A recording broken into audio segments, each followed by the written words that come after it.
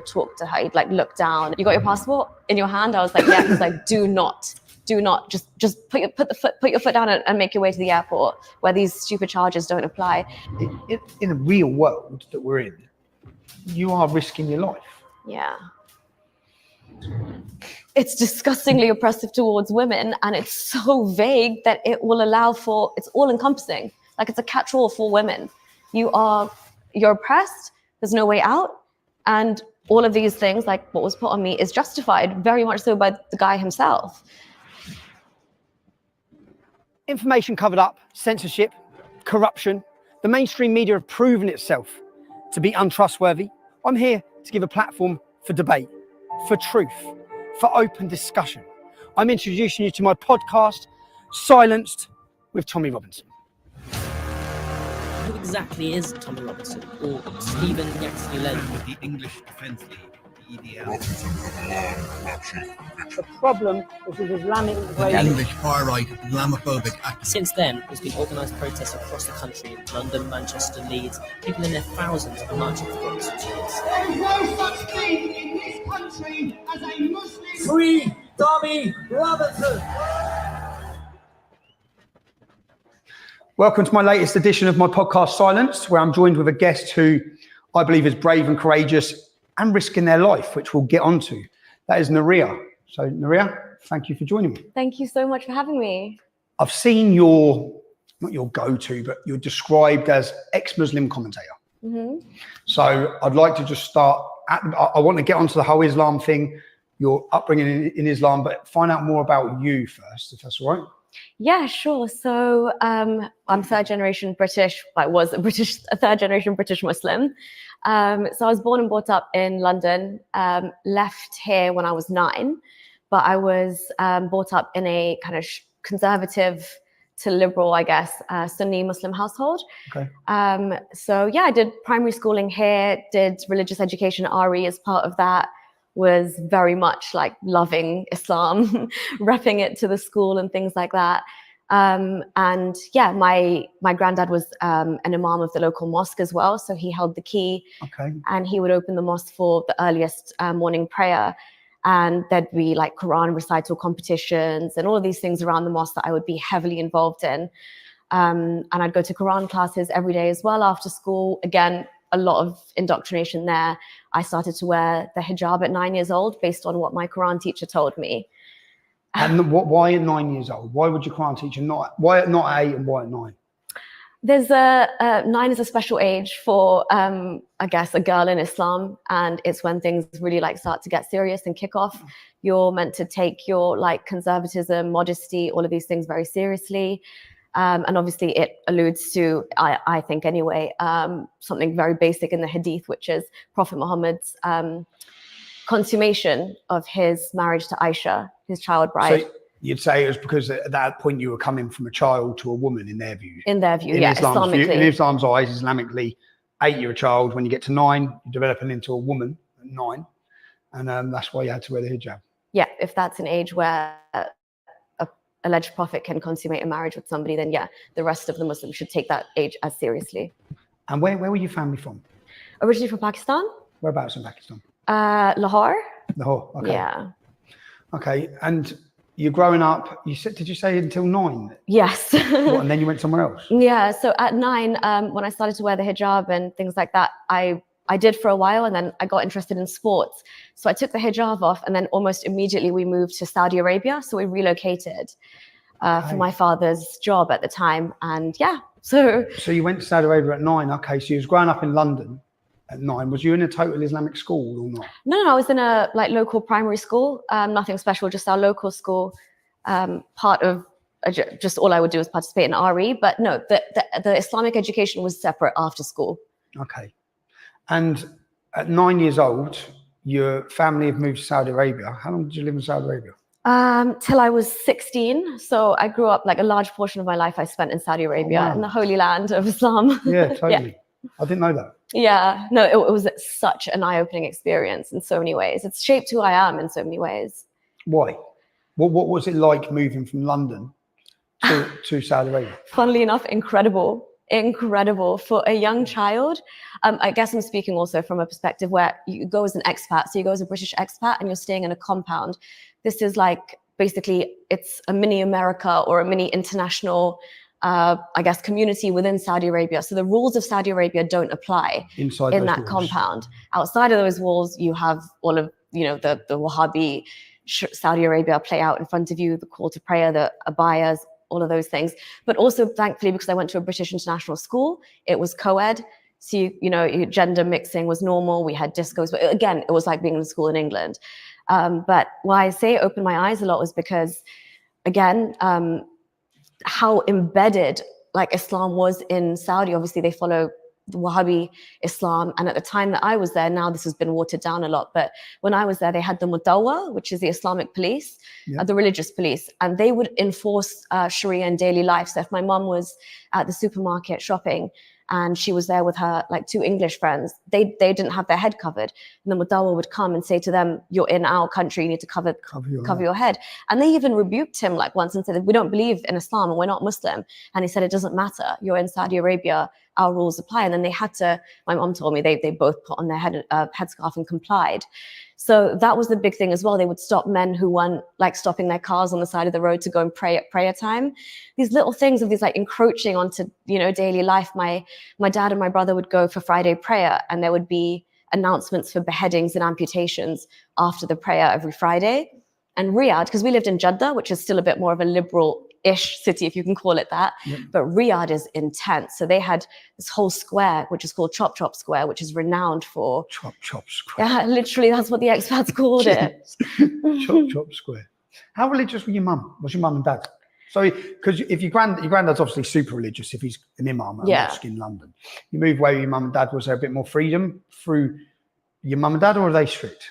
So they were born here, and then they obviously grew up here. So they had really like mixed with, I guess, British culture enough to not, they don't pray 5 times a day. I would say that they are very much like believers, but they weren't as, practicing in that sense. Like even when I wore hijab, this never usually happens, but I was discouraged like to wear it. They told me to take it off. By mum and dad? Yeah, they said you're too young. Like, what are you doing? I just wanted to like, get to heaven or do whatever God told me to do. So I was doing it off my own accord. They were actually happy when I took it off, which obviously is never usually the case. So yeah, you can tell that they're a bit more like liberal in their outlooks. But going to Saudi Arabia, spending time in the Middle East, being surrounded by all these other disassociated from my grandparents here, who are quite conservative and religious. So as a family, we would travel the world, and they can see how intense Islam can be. So they're rebelling in their own ways as well. And then obviously 9/11 happened, which kind of shook us all to the core as well. Where was you when 9/11 happened? In Saudi Arabia. Okay. Yeah, and it was so bad, Tommy, because like even non-Muslim like neighbors of ours, they would say, can you teach us? Because we lived in a very heavily American compound as well. So we were a target after that. We were on high alert because there was a lot of American military there who would live there, what was going on. But non-Muslim families would come and say, can you teach us the Shahada or the Kalma? I was like, why'd they want that? In case someone come in case there was, so they could say they're Muslim. Yeah. And they put like our neighbors were from New Zealand. They actually put like a Allah and Muhammad like little decoration outside their house, as if like terrorists are going to come and check. But I mean, it's just indiscriminate when it happens. But that's the level of fear. We started having terrorist drills in school. We were getting ready for the worst. Do you know they do terrorist drills now in school? Do they? They lock the kids under the tables. Oh, wow. Yeah. I thought it was just my kids' school. So my kids come home and said, Dad, like this has happened. We've all had to get under the tables. All the doors have been shut. We've all had to keep quiet. And I went up to school. Said, like, is this because of me? I said, no, that's now that's now across the board in the country. They practice lockdowns. Wow. They just call it a lockdown. They won't say it's because of jihad. They'll just say it's an emergency lockdown. Okay, so you're there. So you're not wearing the hijab from 9. No. And then you're living quite freely in Saudi as such. In the school you was in, was it mixed as well? Mixed, every nationality. And that's actually what kind of it didn't shake my faith, but it made me think that Islam is really like, what's up with the Islam that we follow? It's so rigid and intense, because I met people from various Islamic, like different strands of Islam. So there was like Lebanese friends I had who were Druze, which is like, it's kind of like Christianity and Islam, it's kind of infused. And, you know, they're able to like enjoy life a bit more. They were able to drink. It's kind of a mishmash of both. And I was like, why do we follow the one that just sucks the joy out of life? It's so intense, all of this. So this exposure to other cultures and other religions. And I met Shias for the first time. I didn't know that they existed. And again, in Saudi Arabia, they weren't able to say their last names and come to the same mosques as Sunnis were. They have to live like almost underground because Saudis don't like Shias at all. So even Shia friends of mine in school, they wouldn't openly discuss that they were Shia. Mad. Yeah. And then how did you do it at school? What did you study at school? So I did the International Baccalaureate. It was a British school, but they do the Swiss curriculum. Yep. Which was also weird because you'd think we're doing the British and Swiss curriculum. You speak very well as well. Oh, thank you. Is that from out there? I guess so, yeah. I guess it's the schooling. I guess they did something right. Is it a private school out there? Yeah, obviously. It's akin to a private school here, I'd say. Yeah, the standards are quite high for the schools out there because Saudi Arabia is considered a hardship zone. Nobody in their right mind is going to want to go from London to Saudi Arabia. So they make the schools really good. They offer expats a great package. You get 4 flights home, business class back to your country because it's such a hardship zone. Yeah, I mean, for a normal person, you don't have cinemas. You can't access bars. There's nothing to do. There's no like, you know, especially when I was there. Now Saudi Arabia is opening up more and more. But it was worth how did you qualify at school? What did you leave with? So it's the equivalent of, I guess, like A's. Yeah, because the uni I applied to had very high standards to get in. Where was the uni? So these Russell groups. Where's that? It's in central London. It's part of University of London. Okay. So you got LSE, UCL, SOAS, I think Queen Mary. They're all. Okay, so you left. So, and is that when you left? You left Saudi Arabia to come back to London when you finished school? No, so I went to Dubai for 2 years. Did my last 2 years of schooling in Dubai. That's when and then I came back at 18 for university. And when you went to Dubai, what was that for? Just your last 2 years of schooling? That's where my dad's job moved him to Dubai. Moved him to Dubai. Yeah. Okay. How was that breaking up with the friend? Okay, so if you've got all your friends at 16, you've been in the school for years, and then you picked up and moved to Dubai. It was awful. I honestly, like, we cried and we were begging our dad to just stay 2 more years. How many children? We're 4. Okay. All girls, boys? 3 girls, 1 boy. So, because you're uplifting them. How old were you at that time? 16? Yeah. What about your brothers and sisters? How old were they? They were 14 and 13. Yeah, that's because I'm only thinking of my kids now. If I tried to move them all out of their life and move them totally, they'd be gutted. Yeah. Oh my God, it's heart-wrenching. It's heart-wrenching. And then you're not happy no matter where you go, no matter how good it is, because you're still like, why did you yank me out? Yeah, absolutely. I didn't have to wear an abaya. I could go on a. Because women can't drive in Saudi. No, they couldn't. They couldn't at the time. Now they can with permission. Now they can. Yes. With permission. Or? I think it should be. I think the permission element should be waived as well. But on in practice, yeah, it's probably still there. So you've gone to Dubai. You're at a new school with your brothers and sisters. Living in what sort of area there? Very nice, by the beach in Jumeirah. Okay. Really, really nice life. Very cushy. Yeah, it was glorious. And again, it was the perfect blend of, for me, in my eyes, East meets West. And I was getting ready to come back to London for uni anyway. So I was like, this is the perfect transition, because Saudi warps your reality a bit. Yeah. Whereas Dubai was a bit more like, you can intermingle with boys, you can go out, people were, everyone goes there to party. Yeah, exactly. Booze is a lot more readily available. You can sneak into clubs, fake IDs. All of these things are now coming to the forefront. You're a normal-ish teenager. Yeah. So it was a lot better.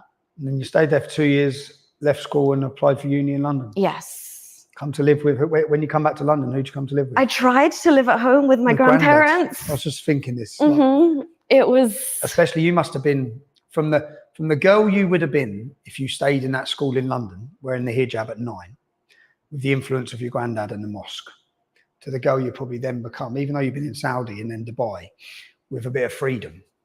you've come back. What's your granddad's opinion when you've come back? Yeah, absolutely. Like because I couldn't even stay late at uni to go out. I would actually say like, there's somebody coming to give a talk or something, just to be able to have student union, but diverse experience. They thought I'd gone off the rails, obviously. Like I couldn't keep up this commuting and coming home late and, you know, trying to live a double life. So eventually I wrote a long-winded email to my dad saying all the reasons that I can't live here and how much the uni experience I'm missing. And he just said, okay. And again, I'm so grateful. They understand. And he actually put me in the thick of it. And I was able to stay in dorms and actually get the full experience for university, because they just think you're a lost cause if you start even giving them thoughts that you're potentially hanging out with boys, or you're drinking, or you're out clubbing. And that is there is no scope for that. And I remember my grandfather said to me, if I was your father, I would never let you do what your dad has just allowed you to do. But I had to live my life, so I went. Just at this time, when you're even Saudi to Dubai, very still much. go mosque? They do, but not as much as men. They go more in like in Ramadan, and some of them go for like I guess in the Pakistani society here anyway, we've got something called a dars, which is not, so instead of going to the mosque like what my grandma used to do, all of them in the community, all of the like Muslim women and elders, they would have somebody's house dedicated to all meet up, and then they kind of like talk about hadiths and the Prophet's life and pray and all of that kind of jazz. That's their version of fucking awful. But Tommy, just on your point, what you said it's so poignant, because if I hadn't left London, yep, and I was wearing hijab at 9 and I kept going to that same mosque, which is still there and it's getting even more funding, and I had been under the influence of my grandfather, I would have literally been Shamima Begum. Shamima Begum. I was on course to, that was like the natural trajectory. Wow. I mean, not 100%, but the possibility is there. The mindset, you'd have been an extreme Muslim, follower of Islam, dedicated to the cause. Can you tell me any of the children that you're friends with at 9? When you pass, but they're all hijabi now, and more so, and that's why I moved away. It sounds like your dad relocating you for education with work in Saudi may have saved you. Absolutely, I think it saved my entire family. You weren't saved in Britain; you were saved by going to Saudi. You're saved by going to Saudi. How ironic is that? You're saved by going to God's house. saved from Islam by going to Saudi Arabia. Yeah, mental. But in London, you'd have been absolutely in trouble. Yeah, the state of things. Okay, so you've come back at university. What did you study at university? Law and economics. Okay. Islamic law as well as a module. Just for shits and gigs, yeah.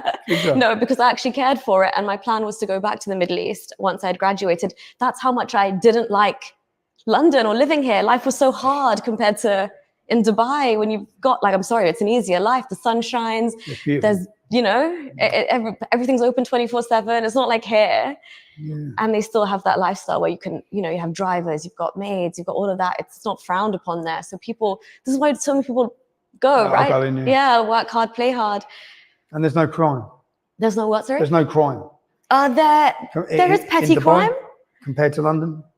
No, not hardly. And it's safer.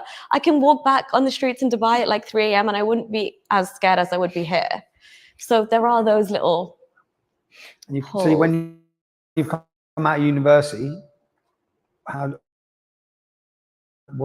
qualifications did you get, if you mind me asking? I got a 2-1 with I wasn't gearing up for a first. I wanted to enjoy uni. Yeah, you had a good time. I went after university, and I worked with my dad for a while. Do you mind if I ask what your dad does? Sorry? Do you mind if I ask what your dad does? When he was when we moved to Saudi, he was working for Mars, the chocolate company. Okay. Did he have a high-paying job? Yeah, it was a great package. Yeah. Okay. So then we had to move to Dubai as well because their head office moved to Dubai. And he was in charge of like logistics and supply chain at the time. So we were like moving around quite a bit as well. And then he had the chance to like manage Pakistan, which he said he would do from Dubai. So he obviously didn't want to. Yeah, good choice. Exactly. Saved all of our lives a bit longer in Dubai. Otherwise, you'd have been back in Pakistan. No, I mean, I don't think we would have gone with. We would say just do trips and come back here, keep our base in Dubai at least. He's also not been back many times. Obviously, he struggles with certain elements of it. Of what? I guess it's just the hardships then, like the electricity going every 2 hours. And he's accustomed to a good life after a successful career. I think so, yeah. Well, your dad, just like if your granddad, obviously, he was super religious. He's obviously done well with your dad. Your dad's obviously been successful. I think, honestly, Tommy, it was that generation. My dad, all his brothers as well. Like I said, they grew up in the thick of being that second generation immigrant experience. Like, are we British? Are we Pakistani? What's this new British Pakistani identity, right? And then you've got like, they grew up in a very, I mean, the immigrant experience based in like Southall, which was like the melting point of like all this Asian hotspot. And then you had like some kind of gang rivalries as well playing out. And then you've got the skinheads as well at the time. So they've like lived through all of this, and they were very much, they had a different outlook on life. Everyone's got their vices. And in Islam, you're not allowed to gamble, you can't drink, you can't do all these things, but everyone's grew up doing all of it. Everyone's doing things to certain degrees, of course, yes. So you think that generation who worked hard, were they all successful, his brothers? No, not at all, not at all. Yeah, one of my uncles actually went to fight in Afghanistan. And what, in the conflict? Yeah. For the Taliban? For the Taliban, yeah. And I mean, again, he didn't go to university. My dad was the only one that went to university. So your uncle, how many brothers did your dad have? 3. So your uncle, the son of the Imam in London, when the conflict hit off, is that with Russia in Afghanistan, not with America? No. Okay, when it hit off with Russia. But it was being celebrated for Muslims to go and fight against fight in Afghanistan. Even for British Muslims, we were supporting it, right? As a country. Yeah. So he went out to fight his jihad against the Soviet. Yeah. And he was again. What was the word like in your family at that time? If your uncle's going to fight, was it celebrated? Was it? Well, this is why I think again, we're lucky because my grandma actually tried really hard to get him back here, and eventually she did, and she like wrote to someone who went and got him and brought him back to London, like forcefully in a way, because he was insanely radicalized while he was here. Like my mum, obviously I wasn't born, but my mum was telling me that he wouldn't even like look her in the eye when he would talk to her. He'd like look down. And what year was this? I can't remember what year it was exactly. Roughly 20 years ago. This is when my dad would have left university. Yeah, about 20. I don't know, when did my parents go to university? In like the 90s, early 90s, mid 90s. In the early 90s, you've got Muslim men in London insanely radicalized at that point, even from their mum's point of view. Yes. Probably from your granddad's mosque. No, also I think so. I think that was separate in a way. That was happening at home. But my dad tells me as well, like when he was at university, and I remember the advice they gave me before I was going to university. And they, again, so strange coming from my parents, but they said, whatever you do, don't join the Islamic Society. And I said, okay, why? Yeah. And my dad was just like, just don't, because like it's just join any society, just don't join that one. Join the Pakistani one if you want, join this, join that. And he had been telling me, like, obviously in the days of Anjum Chaudhry and stuff, they would go to their universities and they would radicalize these young men. They would literally show them like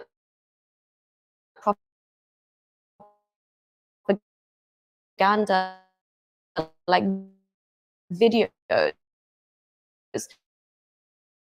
of Muslims being killed, and then say answer the call for jihad. And my dad, this was like after you go to the mosque, you read Jummah, the Friday prayer with everybody collectively. Then they come to you, they show you these videos, they talk to you. There's a bunch of men in a room, and they're like literally recruiting. And my dad said, if I didn't have interest in snooker and some other things in cricket, I would have gone down that path. Yeah, exactly. To university, and he was a good-natured, lovely Muslim guy. Yeah. He came and got radicalized on campus by Ahmadiyya on campus. Oh my God. So he radicalized him and he went and blew himself up in Sweden. That's the same situation. They've been up, these groups were operating in universities unchallenged for decades. Yeah. So your dad escaped that, luckily. I'm just wondering what the rest of your family outlook is. So you've got You've got uncles that are, would you say, radical still now? Again, this is Do you see them? personality. No, I don't, but it's just because I haven't been living in that area. But again, came back and was the complete opposite. Went off to Tanzania. I think Who, the uncle? had a hippie life. Yeah. Oh wow. And now he's come back and is just kind of, maybe plateaued. And no, another uncle is completely non-religious, and he basically changed his name as well. He didn't even want Khan as a surname anymore. So he was For what actually. reason? Because he felt it held him back because of racism, or because he didn't want association with the Islamic? I think there's both, because he says, I'm not religious at all. I don't buy into any of this. I'll never go to Mecca. I'll never do the pilgrimage. But also he wants to be a successful businessman. And he thinks if people see Khan, then they'll already be, some kind of prejudice attached to that. So yeah, I think it's a bit of both. Allah, So it's safe, because the main radical in Luton, no? Yeah. Saif al-Islam, Sword of Islam. Saif al-Islam, Sword of Islam. Islam. Powerful stuff. Okay. Okay, I just want to understand the dynamic I'm just trying to understand the dynamic, what it's like for you being in that family. You come back, you've gone to university, you've qualified, you then go back to Dubai, you say? Yeah. And working as what? So I worked with my dad for a bit, and then I worked for actually a British NGO that was based out there. But it was working with celebrities around the world who would, do some kind of art for royalties. So nothing really in Dubai was getting my attention, because it's very much oil and gas or property or these kind of industries, which obviously after studying it I had a bit more of a humanitarian outlook. And Dubai didn't have any employment opportunities for that, really. So I struggled with that side of things. And yeah, again, I got stuck into the Dubai bubble of just, you're out of reality. People just there. If you have a decent life, all you think about is where's the next nice restaurant we're going to, or what's the new Michelin star restaurant that's opened. You're so detached from reality, but you understand that you can't speak your mind. So I couldn't even on WhatsApp and stuff, you can't banter about things. You can't. Is it like that in Dubai then as well? Absolutely. Because people have this facade now with Dubai that it's just amazing. They end up wanting the Islamic way. I'm sick in comparison. Yeah. But it's not free? No. That's a veneer. As soon as it comes off, I mean, you can get in trouble in Dubai for writing the F word on WhatsApp to somebody. I mean, how do they monitor Islam in Dubai? How do they monitor? How do they monitor Islam? How is it with regards to, could you criticize Islam? Not publicly. If you were to you wouldn't be clever if you were to do that on any kind of social virtual medium at all. I was in Dubai and Qatar when I was leading the English Defence League. I was thinking, what am I doing? I was logging in the computer in the hotel. I was logging in the computer in the hotel when I was in Qatar. I was in Qatar going on the English Defence League Facebook group at the time. You're braver than me. I hope you have VPN. I went to Dubai 3 times. Oh my God. I was at Jumeirah Beach. Yeah. It's a nice beach, isn't it? It's beautiful. Man. Yeah.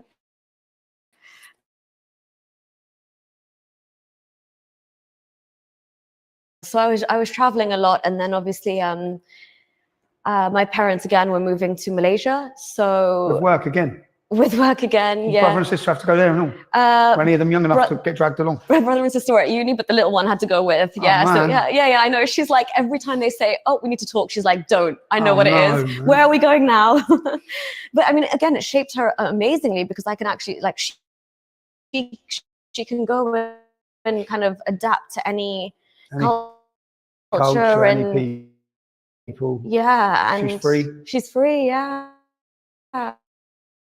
Absolutely. Okay. This was a low point in my life, because my parents didn't want me to stay in Dubai and not be married, because... How old was she? 21, 22. How old are you now? 32. Okay, well. Yeah, so they didn't want me to stay there unmarried, because it's not right, and a girl can't be out and dating and all this. It's not part of our culture or religion. So they said either come to Malaysia or you need to do a nikah, which is like an Islamic marriage, with this guy that I'd just been introduced to and we were seeing. So who was the guy? Who introduced you to him? One of my old high school friends. Okay, so you'd been seeing him anyway? Yeah, but yourself, so you chose him? Yeah. It wasn't. You're dating some dude? Yeah. Where's he from?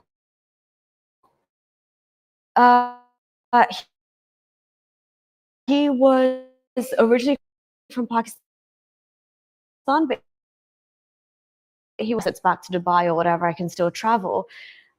So then they were like, no, you shouldn't do an Islamic marriage because it looks like something's gone wrong or that you're running away. So let's do a full, like, whole big wedding so that people know that this is, done the right way and it's the real deal. So I did that. You got married to him? Yeah, I did. Did you want to get married to him, or was it just for this purpose? No, I was far too young, and I hadn't dated my fair share of men that I wanted to. I was, nowhere ready to. Did he want to get married? Was he privy to these conversations, or was his mum and dad talking about? No, he was pushing for it. Oh, he was pushing. He was definitely pushing for it. Again, now in hindsight, I also think there was an element of them trying to get an English passport secured in a way. Oh, his family. Yeah. Because he marries you, bang. Your family is successful. Thank God the process is not that simple anymore. But yeah, I think that was it was back then, though, wasn't it? Yeah, it was. And that's why I was not bringing him to London on any trips, because obviously it gets easier the more times he visited. And I would just come by myself, or I'd go to Malaysia to see my parents. Obviously, because the marriage was insufferable, very much like. Why? Because, again, that's why I think there was this hidden agenda for the passport thing, because after the honeymoon, the switch was just so... And how he was? Yeah. It was like a completely different person. But I think there was also like some underlying mental health, issues there that they hadn't told me about, because when I questioned his sister and his parents, they realized like I had clocked onto something. And that's when I realized something is really... How long was you seeing him, if you don't mind me asking? 8 months. Okay. And when you say seeing him, been living with him? No. You're not even allowed to step into the house. In Dubai? Yeah. Okay, so you haven't lived together? No. You're seeing each other, what, for a meal here and there? Yeah. Like a cup of tea. Do you mind if I ask if you consummated that marriage before? Were you in a sexual relationship before the marriage? Yeah. Okay, you was. Well, he wasn't a good Muslim then, was he? No. Naughty boy. Who is? No. No, okay. Would you say a lot of Muslims are doing that? Absolutely, yeah. Okay. Yeah, well, I mean, we know which hotels don't check. We know where to go. As a teenager, you know how to navigate. You find out your way around it. Absolutely. Okay, so then you marry him. Was he nice up until the marriage? Was he a nice guy? Yeah. Obviously, that front was working. If you were 21, how old was he? He was the same age, or a year older. Was he working? Was he successful? Intelligent? Again, just like living off daddy's money kind of thing. So just throwing around like wealth and... Oh, they were a wealthy family? Yeah, and he would kind of want to live beyond his means as well. So I think that's where we were mismatched, as he would think we should take business class tickets and stuff. And I thought you should do something to at least deserve that. Okay. So there was a lot of issues there as well. And I'd keep coming back to London and just like having time away. You'd keep escaping. Yeah, a lot. Like I was with him for about 1.5 years. I think I took maybe 7 trips and maybe spent like 5-6 months actually with him. Did you tell your parents you weren't happy at that time? Not for a long time, because as you said, like I thought this was on me because it was my decision. And in our culture, religion, a bit of both. Was it your decision?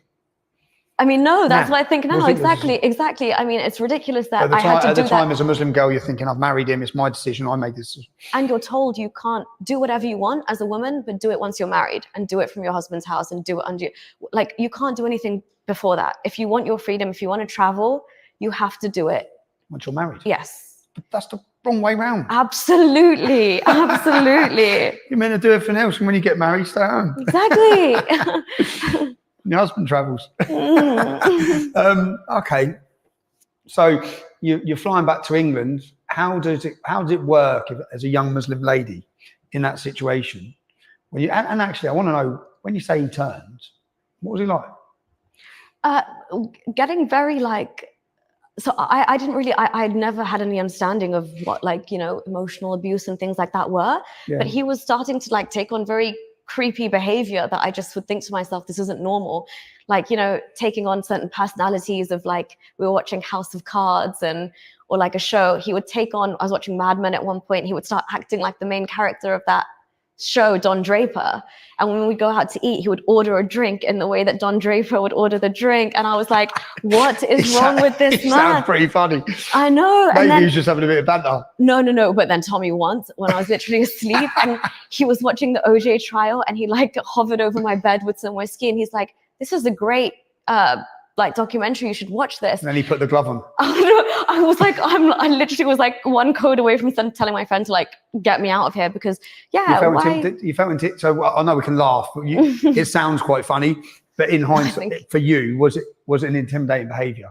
It was tripping me out. I was like, what is going on? And then I just started to feel really, really like just on edge. And like when his car would approach, I just wanted to like, I'd go out to walk the dog and I'd go out for a very long time just to be out in public. So that like if you wanted to come find me, would be within a public space. But then I started like watching TED Talks and feeling down. And I'm not really one to be depressed or like feel really low. And at one point when I thought, like, what's the point of this all? And I had like a split second of suicidal ideation, I quickly Googled like a TED Talk. And then I was like, something came up and then I Googled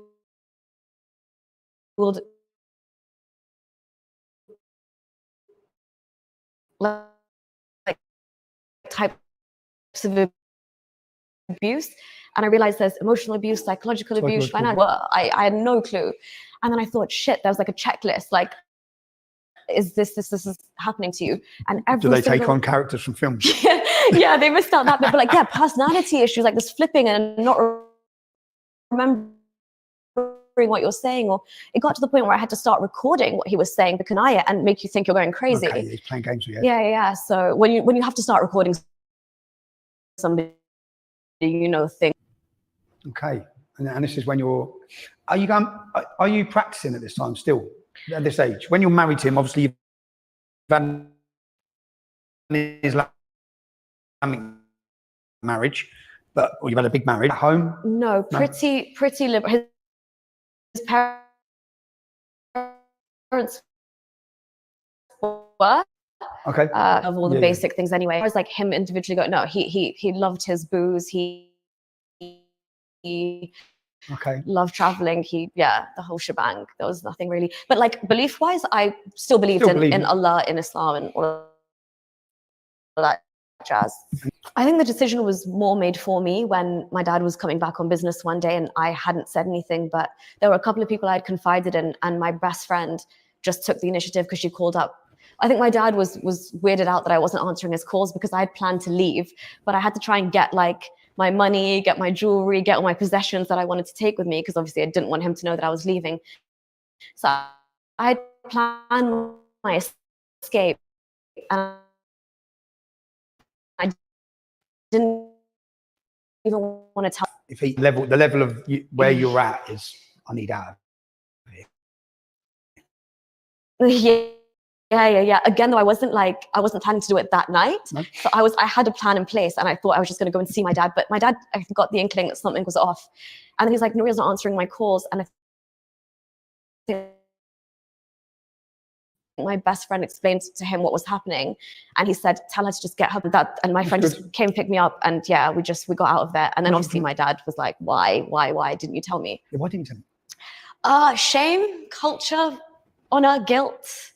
Again, I'm the first person. As a Muslim woman, they're not meant to have a divorce. Yeah, it's the last resort. You're taught to be patient. You're taught to make it work, deal with whatever cards you're dealt. So like I pushed him to maybe go get therapy when I realized like that's no way going to work. And whatever condition he might have, it's like a long-term thing. And I'm not living my life dealing with this. But yeah, it's I am the first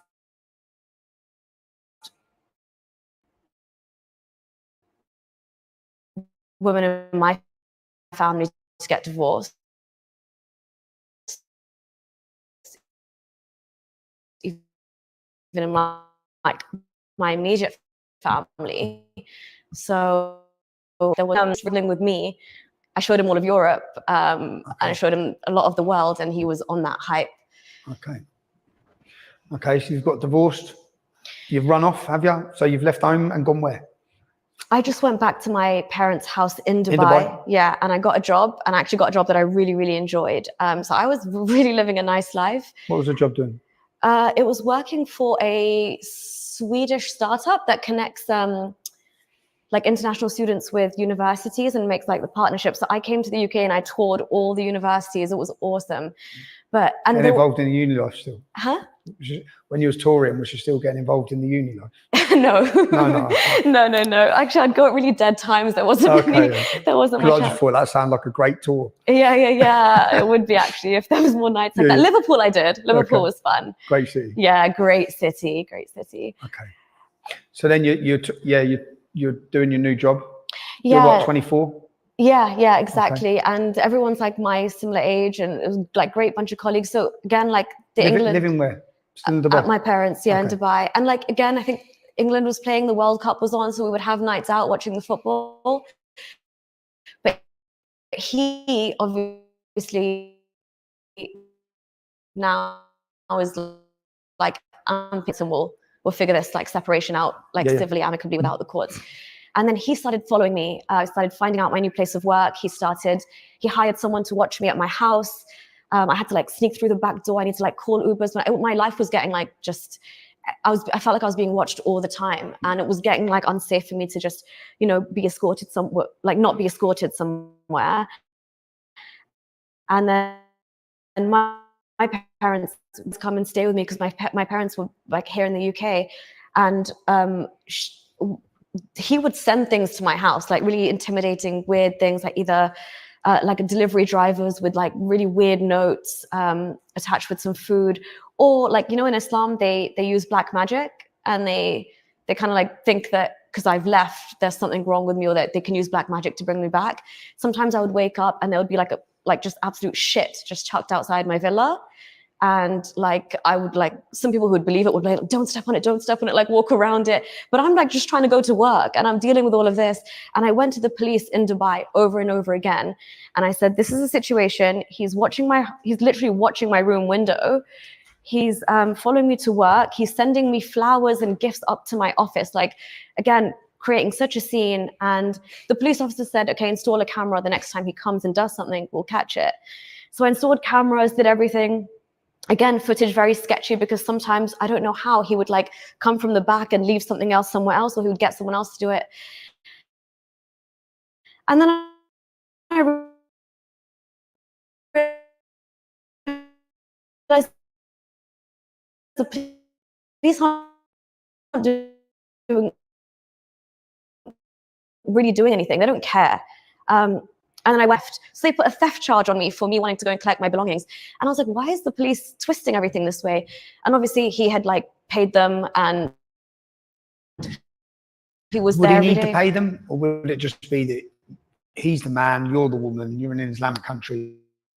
There is that element, but he was hanging around, making sure that my life would be made hell anyway. But then it got really bad. Like when the police started asking me for my passport for these like charges, I don't need to hand over my passport. But when they realized like I'm actually going to go ahead and get a divorce because, screw this amicable stuff, the Dubai police called me and said that there is a charge against me for disobeying my husband, which is called Ta'a Zawjiyya in Arabic, which is a Sharia law, and I need to return to his house. Otherwise, they will arrest me forcibly and take me back home, and I can't leave without his permission. That's in Dubai. Just for all you fuckers who keep bigging the place up. Yeah? That's in Dubai. That's in Dubai. Yeah? For the great place of Dubai. Why? I was like, Mom, Dad, this is what's up. And they were like, no way. And I was like, yeah, I thought no way as well, but it is possible in this country. And my dad's like, there is no way any judge or anyone or any parallel can. That religion we follow. Apparently it's fun. Source says this. Exactly, fear disobedience. Obviously me leaving him and leaving the house is mad disobedience. So yeah, that was put on me, and I was like, shoot, now things are very, very serious. So this, I stayed like away as much as How I long was could. this going on from you leaving him to not getting divorced? How long is the period of leaving him to divorce? This is a good year and a half. Oh, wow. Good year and a half. Okay. And Ramadan came along and he would stall the process. And I would keep saying, so I was just buying time. Every time they would call me, I would say, I'll come with my passport. I'll come. And I just kept like my lawyers trying to do her stuff in at the same time. And also I would make use of their laws. Like, and like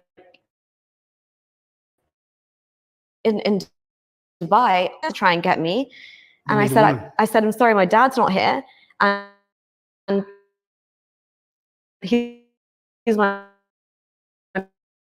mahram in Islam. He's like your guardian. Yep. You can't take me to the police station. There's not a woman here, so I can't come. Again, I saved myself from that situation. I'm glad we're talking about this because I'm totally getting on to what happens? How does that end? So I was about to give in. I was ready to cave. I parked outside the police station. When you say give in, go to the police station and get forcefully taken to this lunatic. Yeah, I say, well, at least here's my passport. What do you want? Yeah, okay. Yeah. So I was just about to go. My lawyer was in there. And I'm deflated at this point. I've had months and months of harassment. All these men being sick. This must have ruined your couple of years of your life. Yeah, absolutely. A great job, I was on like high alert. I probably aged 10 years in that time. But again, just sitting in this police station with all these like UAE policemen. Also, I was respectful. I wore a abaya. I hid any tattoos that I had. I was, they were just misogynistic, horrible, flirting, not writing down what I'm saying, but just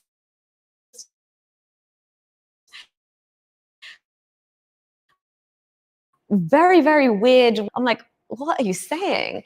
Tommy, last ditch attempt. I make a call to the emergency number for British expats in Dubai. It was my last hope because I know in Dubai, if you hand over your passport, your number, they don't know. And I needed like at least the British consulate or someone to know, hey, this is where they've taken nuriyah, or this is what they've done, or this is what they're charging her with. Like someone should be aware. So I called and this guy answered and I just give him like a 30-second rundown. Put your foot down and make your way to the airport where these stupid charges don't apply. And my lawyer at the very same time ran in and she's like, get out of here. They're trying to charge you with the highest level of things. And like, they're going to make your life miserable. She's like, forget the divorce. That's the first time I heard her say, because she was trying to fight for me and say, we'll get you divorced. Thank God, one of my colleagues was booked a flight, and she was so clever. She's like, "I'm not going to send you via Muscat and Oman because even they might return you." Because Dubai was going to put a travel ban on me because I hadn't given my passport to the police. So every time I went through my Emirates ID, I was like so scared when the alarm would go off. Yeah, and then I got on the flight to Baku. So came by Azerbaijan. Okay. Oh my God, Tommy, like it was so, when I got to the airport, when they scanned my passport, the alarm went off and I was like, that's it. The police are going to come get me. And put you back. Yeah. And then the woman was like, I was like, what's wrong? Can I get on the plane? At least that's like more international territory. And she was like, oh, I'm sorry. And then I was like, what? And she's like, is it okay if you get moved to the front of the plane? And I was like, shoot, they're going to come get me because they won't make a scene. They can arrest me from the front. And I was like, yeah, I was so just wanting to get on the plane and get off Dubai airport territory. I was like, yeah, sure. Put me in the front. Got in the front and realized I'd been upgraded to business class. Of your incident of trying to flee an abusive partner and the struggle of it, how many women do you think this has happened to in countries like Dubai? So many. And they don't have the luxury that I had of like... You had the British family, you had the British passport. Exactly. If you didn't have the British passport, where would you be now? Yeah, in a parallel world, absolutely. And that's in Dubai. Yeah, at the behest of this. And that's the reason I decided to like speak up as well, because basic things that I now in hindsight realize could have saved me. Having a divorce clause added to my Islamic marriage, which by default isn't really there. Because the majority of people, Muslims in the UK don't get a British marriage. They get an Islamic marriage. To the UK, you land in the UK. Is this your moment of questioning your faith or not? Yeah. Was this the thing that made you question Islam and question everything around it, or was this a pathway there? So I came back, processed everything that I had just been through. Where did you stay when you come back? With my grandparents. With your granddad? Yeah. Local imam. Yeah. What did he say? What was his opinion of you legging it from your husband?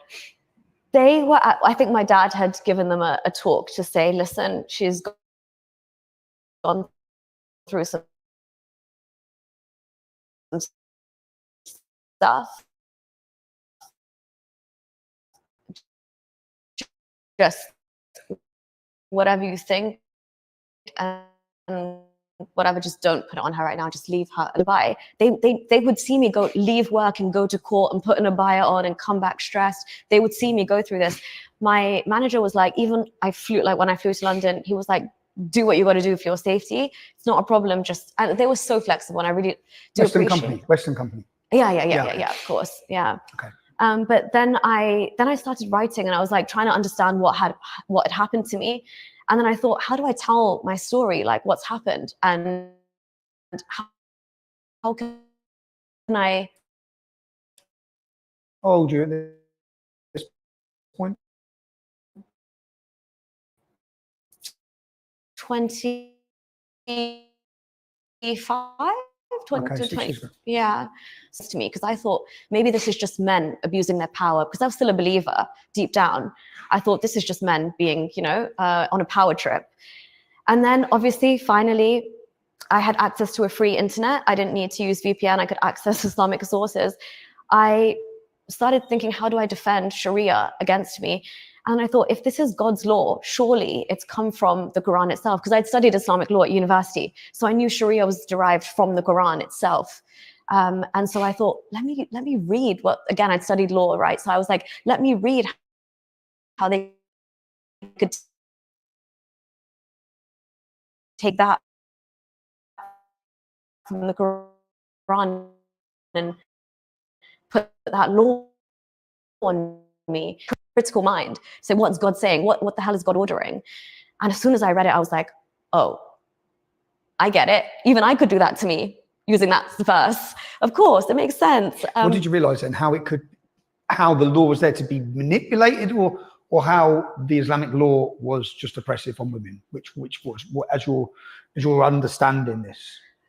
It's disgustingly oppressive towards women, and it's so vague that it will allow for, it's all encompassing. Like, it's a catch-all for women. You're oppressed. There's no way out. And all of these things, like what was put on me, is justified very much so by the guy himself. From that as Algeria, like disobedience of the wife, where it comes from. And in Egypt and Tunisia, they've had these discussions, like when there's like an Islamic ruling. Scholarly discussions. Yeah, like ijma and a consensus on what disobedience means and entails. So this was quite... What does it mean? Anything. Literally basically. Answering back, not looking at you properly, anything. Anything. So anything covers disobedience. And anything. And remember, it's merely fear. It doesn't even have, the act doesn't even have to have taken place. He has a fear of disobedience. Yeah, so you might disobey him. Yeah, and so you then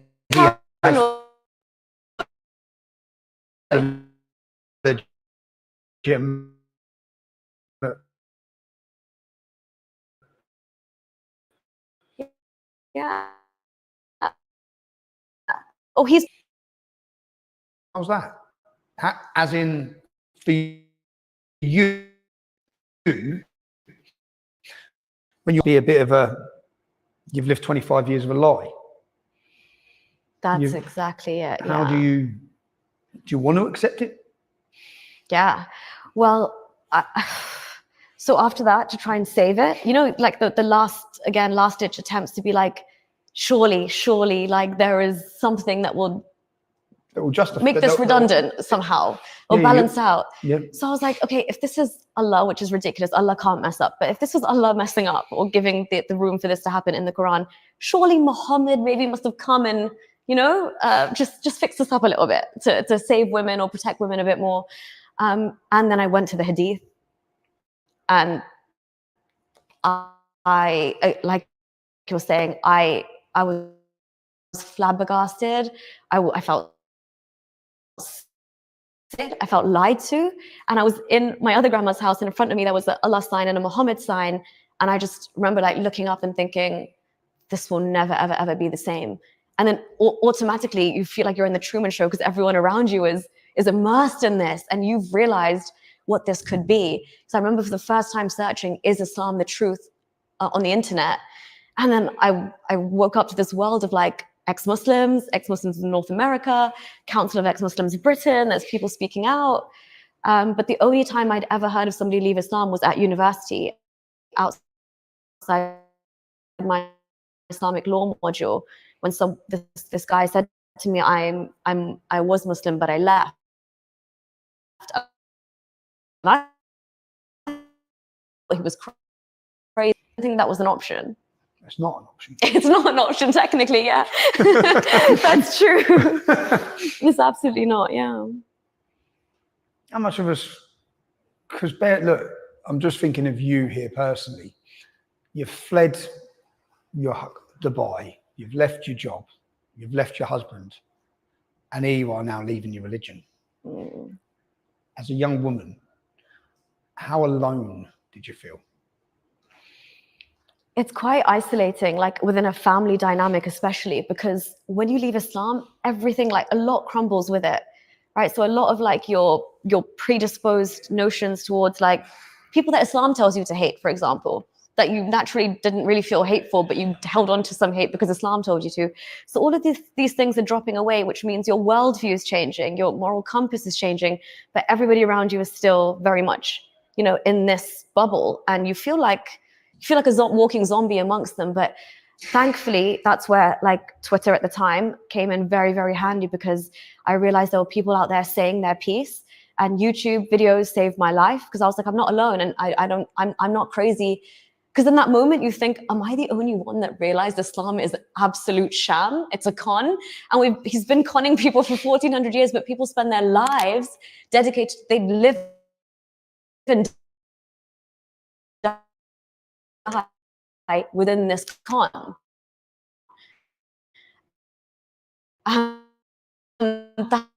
That's wild to me. And am I the only person that's like stepped outside of the matrix? You do feel. Were there any pivotal ex-Muslims that you listened to? Was there any pivotal YouTubers that you were listening to that helped you? So for me, because I was so adamant and living in the Middle East, I knew that like, if I leave Islam, I'm not going to, and this is so bad again, because this is what Islam says, Arabic, and you should speak Arabic and all of that. I only gave credence to Arabic speaking YouTubers who were talking about Islam. So I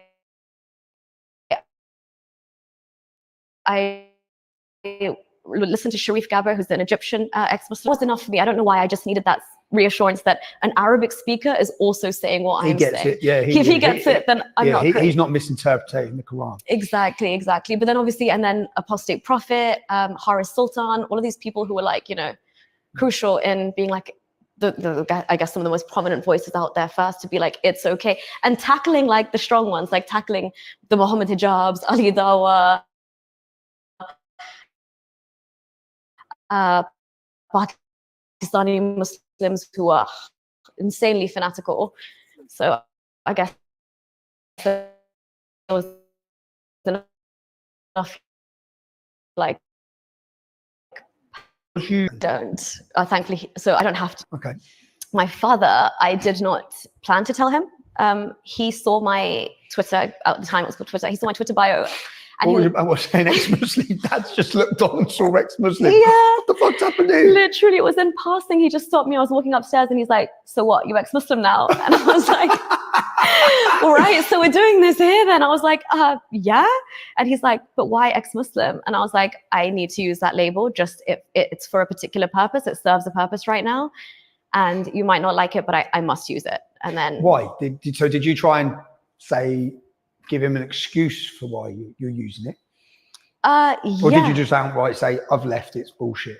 Or was you? I said there's more of us and we need to use this term because this is something that needs to be normalized. And I wasn't really given much pushback on it, thankfully, because I think they've raised us to be curious and educated. And my mom always says to my dad, like, this is her. So I think when he tries to not stop me, but discourage me from speaking out, it's more from a safety perspective. They are really, really worried. Like, even when I traipse around London, like I can see the stress on their face when I leave to go and speak at, like, you know, some event related to Islam or whatever. But my mother always says this is her exercising her free speech, so you got to let it. So your mum and dad are, would you say they're a rarity from a Pakistani family? Every single Pakistani I've met says my parents are an anomaly. They are, wow, like, how do you have parents like this? Because and you may be shocked. Where we are here, it's a village 5 minutes down that way, and I was walking past, this is going up to probably 10 years ago. And oh my God, she said, please come to my house. I'm thinking, what? Oh, this is weird. Please come to my house. When I went to her house, and she said, please, like, oh, let me just talk to you. I only live there. So I went to her house. She's been hiding there for like 7 years. She's only from Hemel. Yeah? She'd been hiding there because she left Islam. And I met her boyfriend, who was an English lad. I met him and he said, we've watched all your videos, we've been watching everything. This was at the time of the English Defence League. And she spoke to me about her life as an ex-Muslim in hiding, yeah, because she believes her brothers and her family would murder her. Wow. Yeah? How do we, what's your opinion as an ex-Muslim? You've obviously met a lot of ex-Muslims in the UK. There's no organised get out for them. There's no, you know, if you want to leave a far right group, there's all these heavily funded organisations who will come in and help you leave that organisation. Yeah. If you want to leave a gang, there's massively funded organisations that support you through that process, that help you move to safe houses. If you're a Muslim and you're sitting there in a densely populated Muslim community that's extreme, and you want to express your freedom in Great Britain, how does one do that? Do you know of any groups that help? Do you know if there's any government-funded help to leave Islam policies that would fund and support safe houses for ex-Muslims? Not that I'm aware of that, you know, specifically cater to that at all. I think it's far from that. I think actually we need to flip our services, because at the moment, I mean, I don't know, at the minute, I wouldn't even feel safe reporting to the police that I've potentially left Islam. If, you know, who knows what kind of police officer you've got, what his thoughts are, all of that kind of jazz. But I guess the Council of Ex-Muslims Britain is an organization that I felt like there's one, I guess, institution here that is set up with that in the title. And if you look at the website, Tommy, there's thousands and thousands of people who have signed up to it. But that's safer, because they need safer. Yeah, we have no safe houses. They need place. protection. They need hiding. If they want to leave, if there's women out there watching this, young Muslim girls sitting in a household who are scared, how do they leave? You are risking your life. Yeah. And there's no real, I mean, I say, that's when I say theoretically I'm safe in this country, but really the police are reactive, right, as opposed to proactive. So no matter what's happening, no matter the amount of threats, death threats that any of us, like activists or people, receive, the police are just like, okay, cool, well, we can't really do anything until something's happened to you. So really you're just sitting ducks for if something was to ever happen to you, because there's no mechanism to safeguard you in the interim.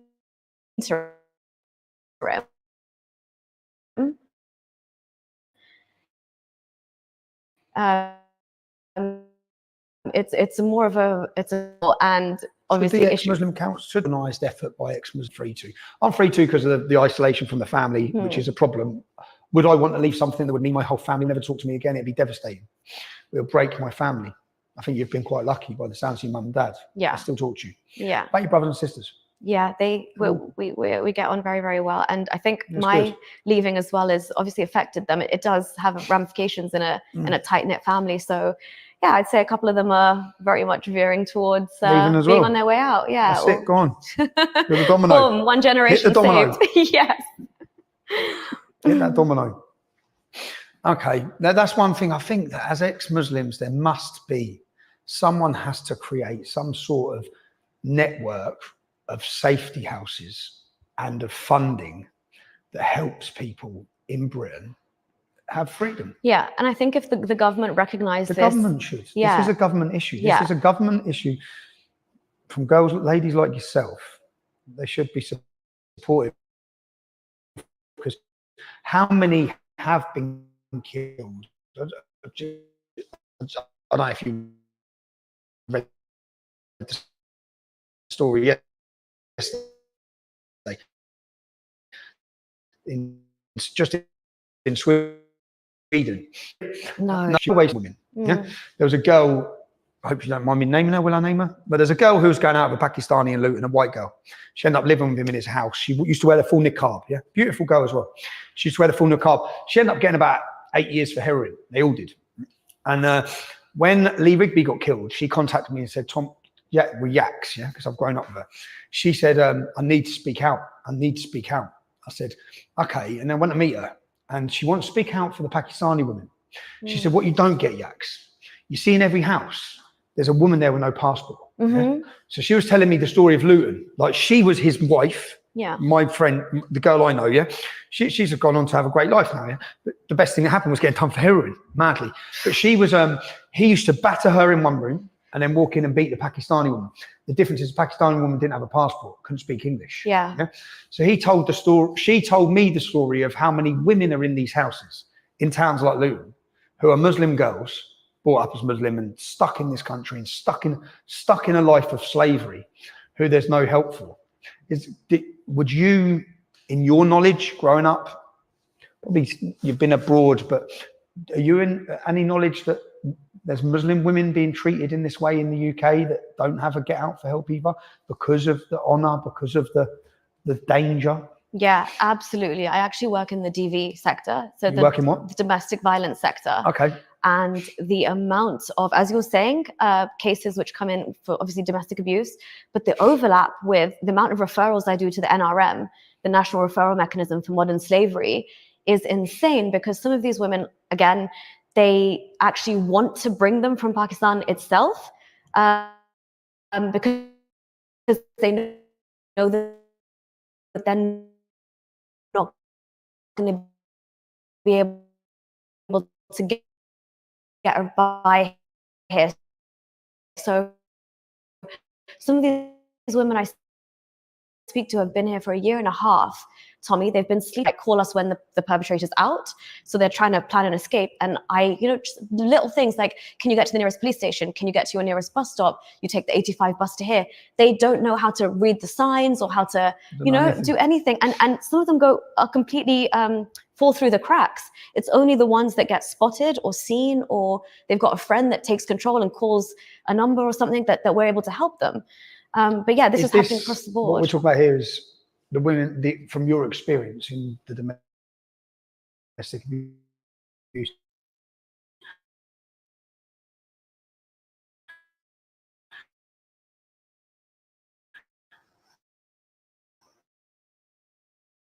Is that what we're talking about? When the man has I work with tend to go more religious. And why do you think that is? I think it's what, like, the need for Islam, and that need for hope, especially after what they've been through. They, again, and I don't, nobody reads it with the mind to be put off. So if a man is quoting that, he's literally verbatim quoting the Quran to you while he's beating you. In my mind, how would you stay after that? But the way that they twist and turn it or make excuses for it, it's because the power of faith is insane. You say the power of faith there, and is it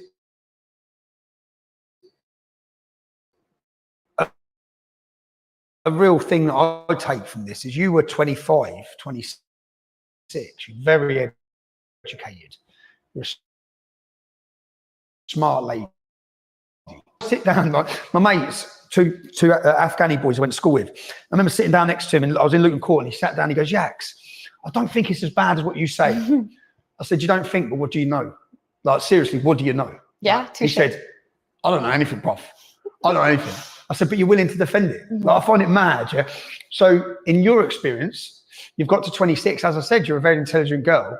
Your imam, your granddad's an imam. You've lived in Saudi, but you had no knowledge. True knowledge of the agenda, shall I say it, of Islam. How many other Muslims are there out there who are blindly, you got 26, didn't know really much? Yeah.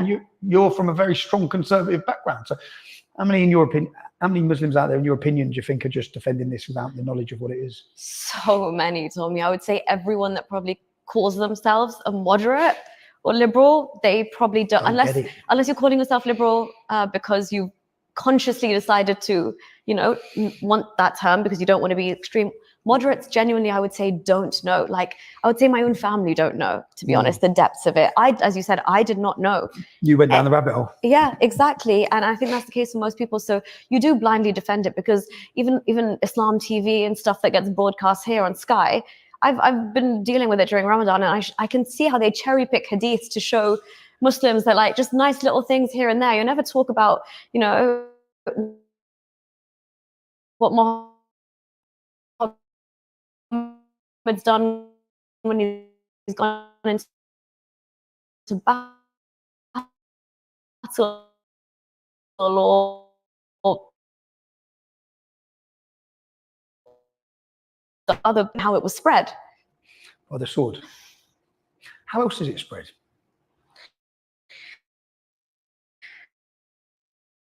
You obviously now studied Islam, have you? You've gone through the life of Muhammad. Knowledgeable. Basic, yeah, the basic, enough to put me off. Okay. What's your opinion on the migration situation into the UK? Our immigration situation, these men that are traveling here, are they traveling here for safety? Can there, under Islam, be another aspect of immigration, of migration? I've seen some people saying that Muslims are traveling to other countries to spread Islam. Is that a concept in Islam?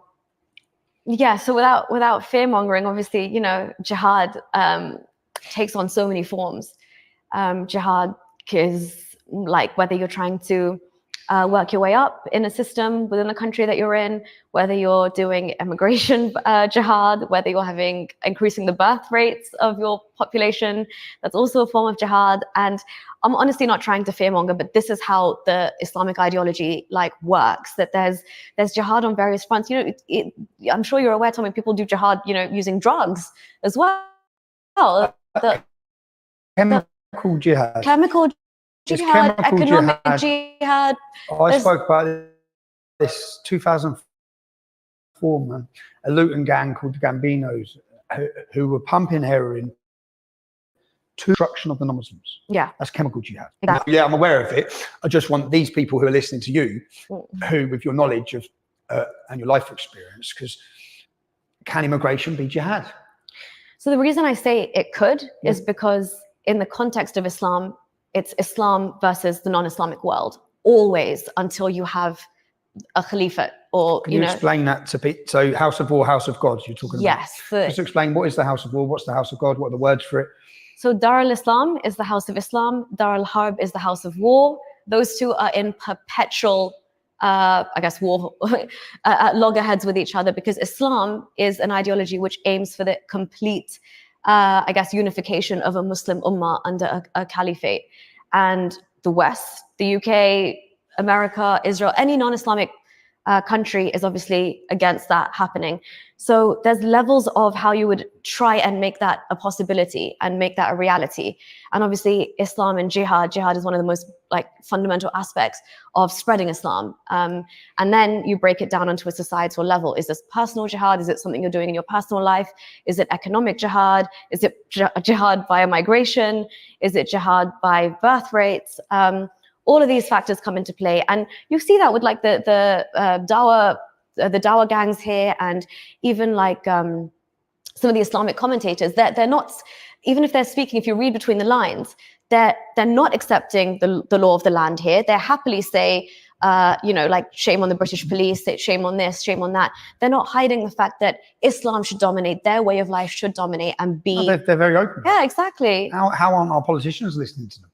Exactly. When we have House of War, House of God, just so people understand, that's not us that have chose those terms. That's Islamic. That's Islamic, yeah. So Islamic's teachings is you have the House of War, which is the non-Islamic house, and the House of God, which is the Islamic house. Yeah. And I go on to this point from the question of the grooming gangs. Yeah, I'd like to get your opinion on it. Because the verses in the Quran that state when at war, they can take non-Muslim women. I've had Muslim commentators I've debated with, and they said, no, that's only when at war. Yeah.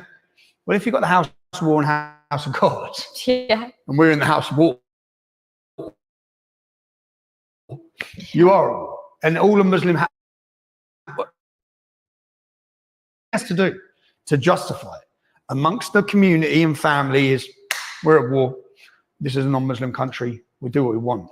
What's your view on the grooming scandal? And when did you become knowledgeable? When did you know about it? Honestly, because when it was all happening, I was out of the country, and it's only like recently, since leaving Islam and then realizing the police failures, because obviously I work in the domestic violence sector now, so violence against women and girls is, it really matters to me now in this country. And that was one I looked into, because the rampant police failings, like the things that these girls were told by the police when they were actually reporting it. Like I've read verbatim what the police's response were in terms of like, oh, that girl was a lost cause anyway, she's a druggie, or this girl had a low bar for men, or this girl liked hanging around Asian men anyway, like she bought it on herself. Willing prostitute, like words like that were used. I would say it's definitely one of the biggest police failings in our time to protect these women. And if you listen to the stories of the victim survivors of that, they actually say this is beyond just like, even like rape gangs and stuff. This is grooming, but they operate like terrorist style networks to like carry this out. And I've always felt as a Muslim, even when I was a Muslim woman, I have always felt that the outlook for Muslim men towards non-Muslim women, it's shameful. It's already, and I think the Quran allows for this as well, because non-Muslim women, technically according to Islam, are fair game for you in these situations, because the Quranic verse about veiling actually says that tell your believing Muslims, tell your women to cover so that they are not molested or harassed. And who's not covered? The non-Muslim women, so they can be harassed and molested. And this is exactly what I say, even when like I was talking about swathes of immigration come in, legal immigration, the first people they prey on are these white women, so to speak, because they think, their culture allows for it. And I'm sorry to say, but in their minds, they think, these are easier targets. And it's justified by their religion. I've searched for one case to try and find a Muslim woman wearing a hijab who's been grabbed in the street and raped or assaulted, and I can't find any in the UK. Whereas, so every time we read about a woman there was one this week again, a woman gets dragged off the street, she's raped, by a Muslim. I just say, well, how come the only women that they're ever grabbing and assaulting and raping is non-Muslim women? How come no Muslim women? And then Muslims would argue, well, because our women aren't out at night. Our women aren't walking the streets. We'll just say it's more that with the outlook you've seen of their view of non-Muslim women, have you personally seen that growing up from Muslim men, a negative view of non-Muslim women? Yeah, I see it even within, like close-knit circles of like, let's say the previous generation, knowing they could have girlfriends or whatever, but they would always have to marry a Muslim woman. So everything else before that is just kind of, it's not taken with the same severity and respect that a human should be given. And I think there is some context like behind of the religion behind that. But I did look into it as well because I wondered, was this predominantly their target? Because it seems so disproportionately like, you know, white English girls that they target. Like it's like almost they're preying on these vulnerable young women. And then obviously I read there was a few examples of Asian women also being groomed and caught up in this. Or Sikh women. And Sikh women, exactly. Again, non-Muslim, you're right, 100%. But yeah, again, the justifications, very, very fewer Asian women. And again, they're non-Muslim, but the justification is still there because white women would be their target predominantly. And they don't shy away from that. So if we see those numbers being much, much higher, it's because there's even hadiths which talks about like capturing sex slaves that have blonde hair. So it's dark Islamically. And there's the one verse in the Quran says that they're blameless. Yeah. For taking sexual slaves, blameless. It's a divine right in that state.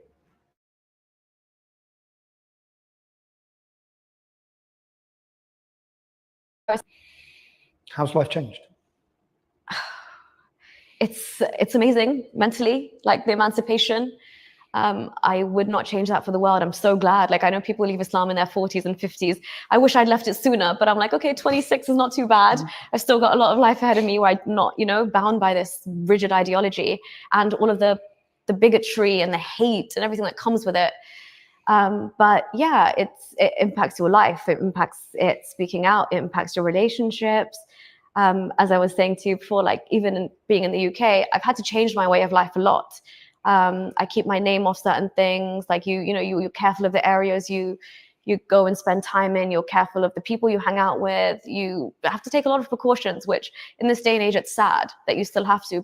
And it's sad that there's parts of London or the UK that are completely written off because, you know, I was driving from the Lake District back to London one day and I passed through Bradford and my radio, I was listening to like Kiss FM or something, and the radio actually changed to Hajj FM by itself. And I was like, and all around me, I just saw Muslims and I was really not dressed appropriately either. And I was like, shoot, one wrong turn here and I'm stuck. I could not wait to get out of there. But yeah, it's mad. How mad is it that as a woman, you're a British woman, and you have to take precautions, or you're fearful of precautions in Great Britain because you changed your mind? That's what it comes down to. You're a free thinker and you decided, I don't believe in this. I don't believe in this. Have you had any death threats? Yeah, when I started speaking out, I did. And initially, like when you're kind of a newbie in this world, the threat seems really, really like, because you feel like you're taking on the likes of, you know, ISIS, jihadis, Taliban, extremists here. You sort of are. You are indeed. You've picked a fight with them. Like I was watching a stand-up of Ricky Gervais and he's like, yeah, I can make fun of leprechauns. I'd never make fun of terrorists though. I wouldn't go there. And I'm like, yeah, you know, even like this is like picking a fight with the craziest of the crazies. So initially I got a few and that was going to put me off. And I thought, should I even do this? Is it worth it? And I remember reaching out to Mariam Namazi, who is the founder of Council of Ex-Muslims Britain. And I just messaged her about my safety. And I said, look, I'm also in London. Do you think this is worth it? Do you think it's safe enough? And she honestly like wrote back a very kind of like heartfelt email saying, you know, take your time, think about it. But if you can, by all means, like use your voice. And I was like, yeah, I refuse to be afraid. In like you're saying, it's ridiculous. I refuse to give in to that. Which is quite rare. What do you think it is about your character that makes you refuse to be afraid? Because there's a lot of people out there who have the views we have, or have the views I have anyway, about Islam, but they're afraid, and they're not Muslim. They're not even Muslim, so they're not as in danger as you sitting here talking about it. Why do you think you're not afraid, and what message would you have to people who are afraid? I think I'm very lucky because my also like haven't lost all my interpersonal relationships. So that would it be different if you had? Would it be different if your mum and dad were that strict that they would have outcast you and you'd have been fear for them? I think I'd go harder. I think that would have spurred me on to go harder. Yeah, I think I actually I'm very I like to be anyway quite like, you know, balanced in my approach, because I don't want whatever we got, I don't want to ruin a good thing and come too hard. And also I don't want to like have myself killed tomorrow. So I pick and choose what I say when I say it. But I think it is just honestly, Tommy, once you've realized what it is, how dark Islam is, that it can't be called a religion. It can't be just classified as some spiritual bunch of customs that you're doing between you and your God. It's literally like a political ideology. It's absolutely to the detriment of women. It ruins children's lives. It ruins everyone's lives that it comes into contact with, unless you succumb and bend to its will. And if you realize something is that big of a con and that dangerous, that generations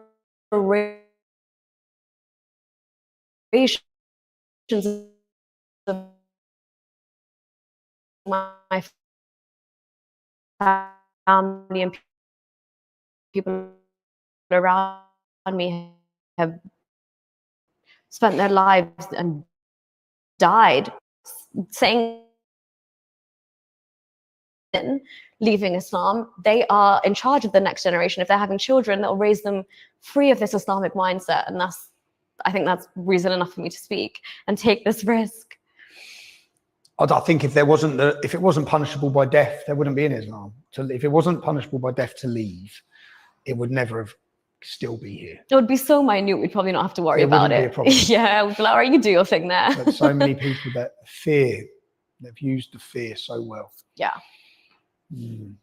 What would you say the current situation of the UK? You're awake now. We've got 4 What do we do? Well, I think it's high time we do something, right? I think first thing is we acknowledge this problem. We stop beating around the bush about whether this, that this is an oppressed minority group that needs to be protected or protected outside of the Equality Act or given to words like Islamophobia. We need to understand that at some level, what's been happening over the last 20 years, the level it's infiltrated society, the chickens are now coming home to roost. So politicians have to grow more of a backbone. And we've got to tackle it. Like the way that domestic violence is treated as like a national emergency, terrorism is treated as a national emergency, but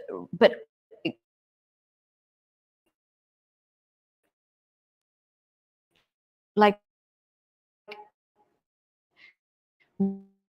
radicalization. That's the problem.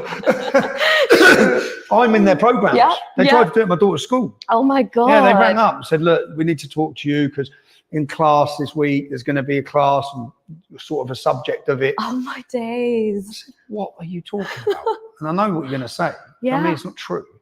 Oh my gosh. Okay, so do you draw a difference between, I'd love to know, Islamism?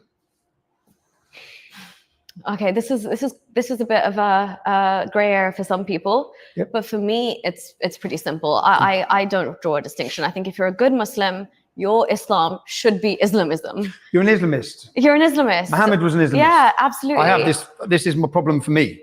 I have a big problem with this because I think that what we've done is create a word that allows the cowards who aren't willing to talk about Islam then come down strong against Islamism. It's like, everything you're talking about is the core structure of Islam. Exactly. But you don't want to criticize Islam. You want to, it's okay now to be against Islamism. Yeah, like political Islam. I don't get it. Why do we have to say political Islam? Islam is political.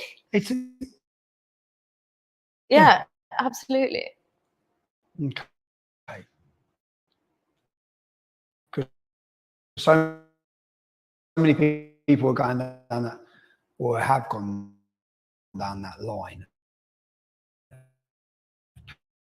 Muslim, that's what you should strive for as a Muslim man. Another underlying issue that I see coming, a big issue actually for us moving forward in this country, is as people get increasingly frustrated with the problems from Islam, they're blaming everyone. Migrants, anyone from an immigration background, like yourself. Yeah, there will be a lot of comments. There are now, ever increasing. It's quite frustrating actually, but ever increasing against all migrants. What message would you have to those people about yourself? You're a great British citizen. You've left Islam. You're speaking out. You're taking a risk. But to those to those people who say, you're not British? To them, I would say, I think if your values align with, I guess, what this country stands for, that's being British in itself. Like, what is being British? We can argue that till the cows come home. But I think if you are not actively working to disrupt and break down this system from within, and you're willing to, be this beautiful, cohesive, well, we should be cohesive, but a cosmopolitan, multicultural society that we are. Obviously, Britain's been responsible for a lot of world history. It's tied into so many countries, historically speaking. It's political in a political sense, in a historical sense, the Commonwealth. So we are a melting pot here in the UK. And I think there is anybody that's actively seeking to work against that. Sure, you can question their Britishness, but anybody who is kind of working here for the betterment of society, to protect people, to safeguard our values, which I think are shared values, I don't think we should isolate them or ostracize them because of, I don't know, whether it's racist elements or an immigrant background or what have you. And we shouldn't conflate like all illegal immigrants with, a genuine good immigrant experience. Somebody who's assimilated and somebody who has, just has, fit in well to this country and is giving back to this country. I think there's a lot of people who fit into that category, and they would proudly call themselves British. I agree. I totally agree. Can I ask you, LGBTQ plus mafia, the didn't fall in love, which that's to do with man and woman. I'm talking about the sexualization of children, which has now become accustomed to the rainbow flag. To me, it's been taken, hijacked, and stolen. And it's a sexualization of children. Islam answers a lot of the problems around that. A lot of people are pushing to Islam because it's very strong in its values. There's lots of people converting to Islam. Andrew Tate, there's people who are going to Islam, literacy, and the problem. What would you say to that? I think that's a car crash waiting to happen. Absolutely. Islam does not, it provides a framework, sure, of that kind of intense, as you said, strong kind of framework, which people like Andrew Tate and still a bunch of other people gravitate towards because they think other ideologies or systems are weaker. For example, they say Christianity is too weak, at least Islam stands up for itself. Yep. But it's in no way a solution to, and this is the thing, when people really, really, go towards Islam, they use that, rightly as you said, they think that, but their argument is look at how degenerate the West is, look at divorce rates. Dangerous argument that's going on at the minute. It's attracting a lot of people to Islam. Absolutely dangerous argument, because you don't know, you're getting aggressive, and it's the way it lays itself out, but it absolutely is not a solution. It would be chaos. Mind if I ask your views on the Israel-Palestine conflict? Yeah. Do you have a strong opinion on it? I have an opinion, obviously. I would just like anybody else, obviously hoping for a lasting peaceful solution.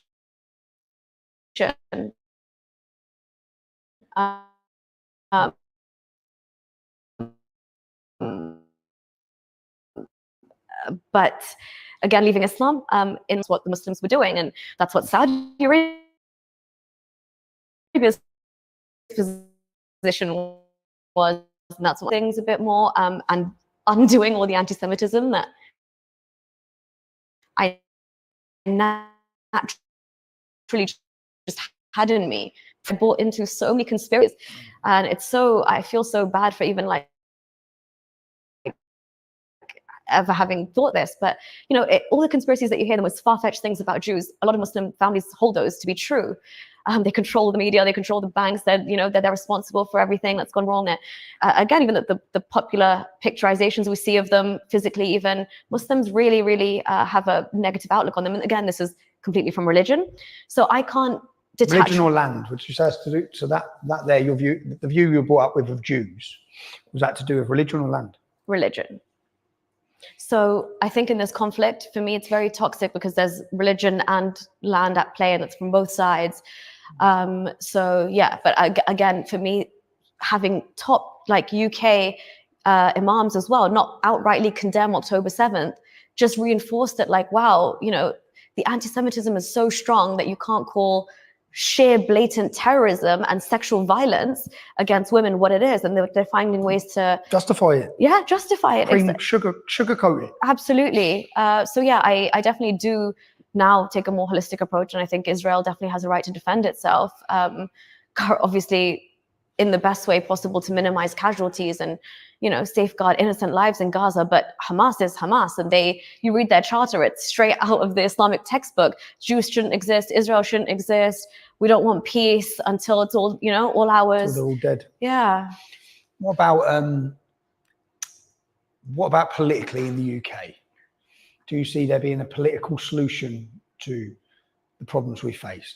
Do you look at who would you vote for in the next election? I'm confused, Tommy. I'm still like, what is going on? Because yeah, as an ex-Muslim, firstly, when I got back here, I felt very politically homeless anyway. And my family's pretty much Labour, as expected. And then again, leaving Islam, I realized, wow, Labour is really backed by the Muslim vote bank, and there's a reason. Not anymore, though.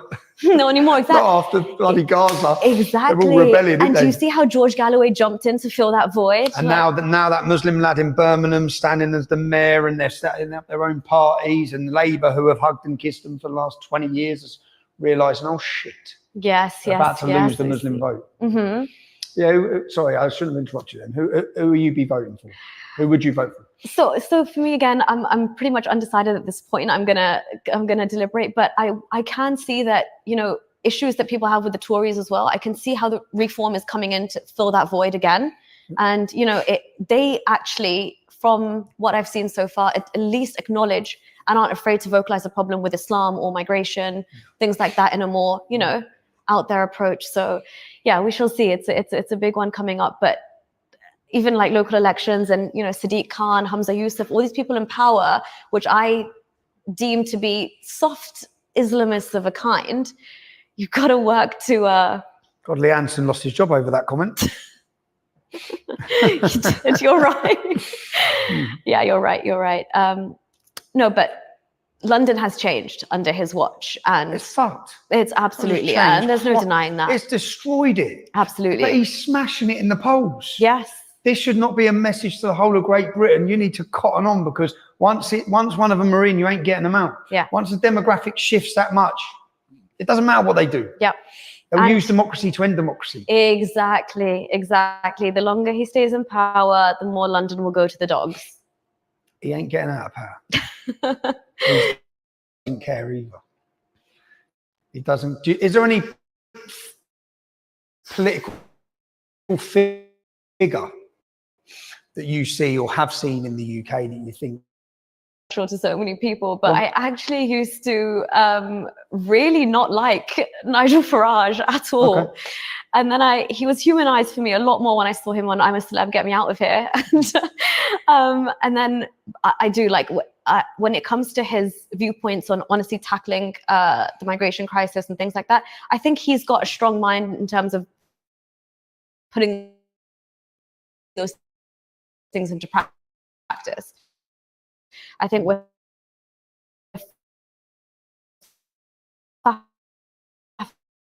around somebody who is, you know, has got the guts to confront what we're dealing with here.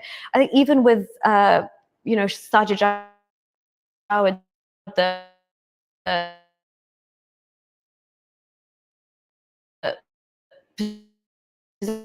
position he held as Home Secretary, when he dealt with Shamima Begum, in his mind, that was like, whether you agree with him or not, I think that's the kind of leadership that we need, like somebody who has a strong enough mind like that. But I can't really vouch for any of these people wholeheartedly. So, okay. As now an ex-Muslim with 4 million followers of Islam in the UK, when people talk about reforming Islam or de-radicalization Reform. I'm not really keen on the reform Islam camp, just because I think practically there's a lot of obstacles to, and sure, they can present their own interpretations and stuff, but Islam tells you, like in the words of Christopher Hitchens, he says Islam makes like grandiose claims for itself, which it does. So the Quran is the perfect word of God. It's not even got that wiggle room or leeway like the Bible does to be inspired. It is verbatim the word of God. So how do you reform the word of God without destroying God himself or itself as a concept? So Islam doesn't really have that wiggle room, because the whole thing will crumble if you try and change something that's been fixated from that long ago and is entrenched in that 7th century, Bedouin culture. But it tells you that it's an eternal, timeless, infallible, immutable ideology. So there's no scope for reform there. There's scope for Muslims reforming in terms of their behaviors and their attitudes and their mindset, which would also make them acknowledge that means we've got to, at least say that doesn't fit in this day and age, or, that's not applicable anymore. But I think de-radicalization is a process that we need to undertake in this country as like a national crisis. So I think we should rename it, because when we talk about de-radicalization, what we're really talking about is helping people leave Islam, understand Islam. Yeah, and because when we, if you don't want them to practice the core teachings of Islam and you're trying to de-radicalize them, what you're de-radicalizing them from is the core teachings of Islam. Mm-hmm. Yeah. What about, I'll end this.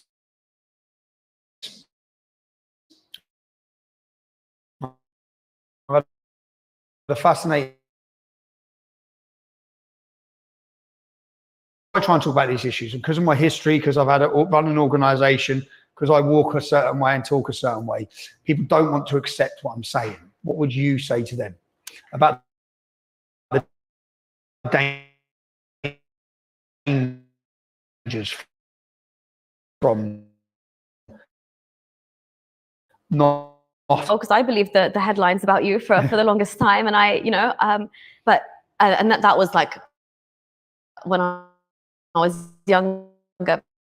But having in terms of a threat to this country, I feel like sometimes actually like your Islamic knowledge is pretty good as well. You can tell you've spoken to, the Salafis, the Wahhabis, the Shias, the Sunnis. You have more of an understanding than many Muslims do, I would say. But yeah, when it comes to your criticism of Islam, not Muslims, Islam, I don't know how they still can't separate them. I know. Can't do it. Exactly. So no, it's absolutely on point, and I'm grateful to you actually, because I'm grateful we could even sit down and have this conversation, because you are one of the few people that acknowledge what the potential it has to do to this country.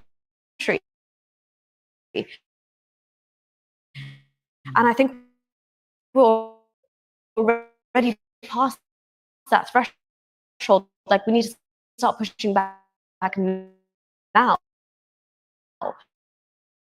because it's absolutely applicable. I've heard your critiques.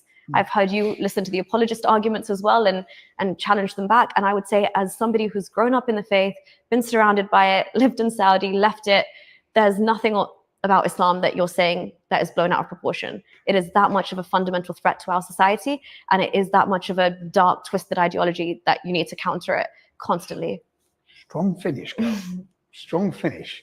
Where can anyone watching this wants to follow you, follow your story, follow your development, where can they do that? On YouTube, I have a channel called Holy Humanist. You can just search my name as well, it will come up. And on X, it's @nuriyah is my Twitter X handle.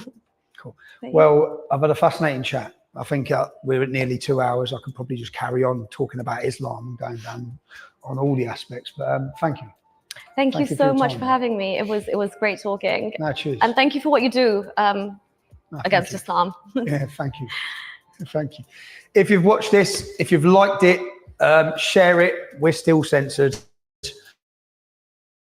But I thank you for giving me the opportunity to have these discussions. Every one of these discussions might wake one person. Carry on watching for more interesting guests. I'll talk to anyone. I'll debate anyone. I'll hear anyone's story. If you want to help me along that way, it's not free. I need your support. If you can support my family, That gives me my peace of mind. It means I can continue to do the work I do. I appreciate every bit of support, as do my children. It gives me the ability to fly them out here to see me, so I can stay in contact with them. I'm deplatformed and I'm censored, so I need you. I need you to share.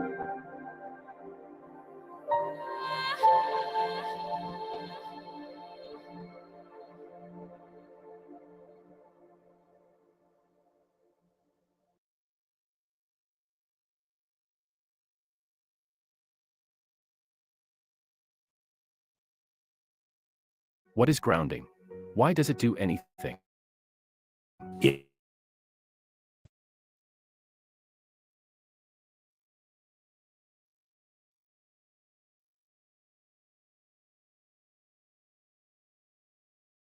If you just, it changes, physiologic changes in your blood. Try it. Don't take my word for it. The problem is that most people just don't have the time or the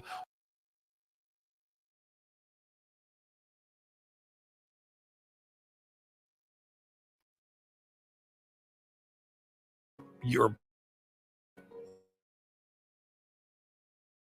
red blood elimination, for repair, for detoxification, for exchange with the serum of the blood. So healthy for you. So frequency plays one of the most important roles. Over 100 years ago, we like to deem Nikola Tesla as the of electrical technology, because today all his stuff is everywhere. Without him, we don't really have the society we do today. We were here before us. We just figured out in the last 100 years how to measure and monitor them. Do you know what happens when you sleep grounded? In the blink of an eye, body voltage plummets.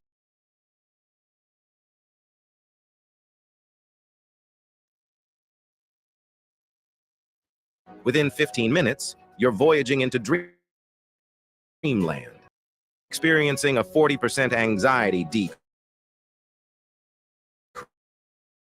decrease,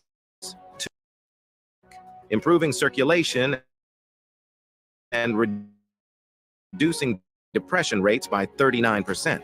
By the end of 8 hours, cortisol levels rise, launching you out of bed, ready. You can experience these life-changing benefits. Greatest patented grounding technology only available at Anti-Aging Bed.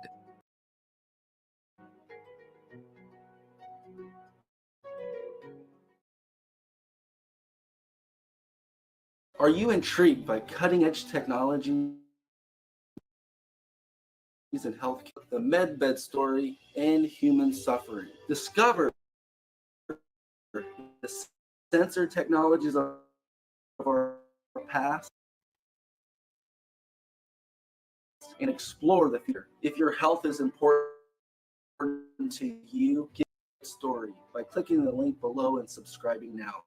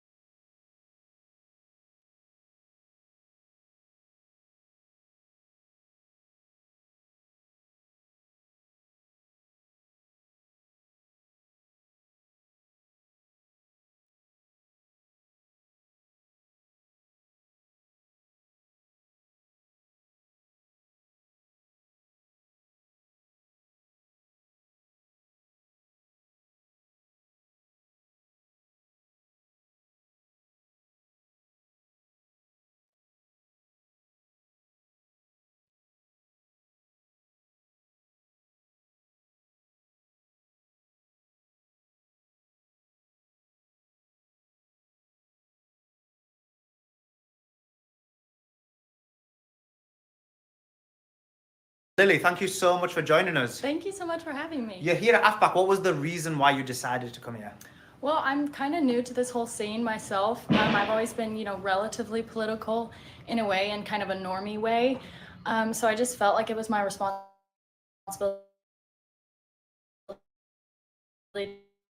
to